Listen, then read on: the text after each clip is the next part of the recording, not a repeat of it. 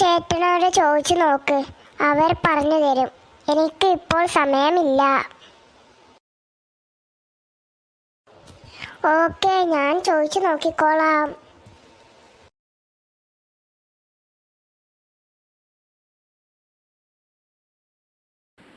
എന്താണ് മോനെ നിനക്ക് വേണ്ടത്? ചേട്ടാ, ആ നിൽക്കുന്നതാരാ? അതാണ് ഷെസിൻ.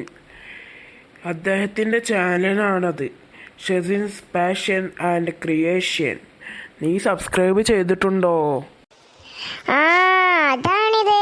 ഞാൻ സബ്സ്ക്രൈബ് ചെയ്തിട്ടുണ്ട്.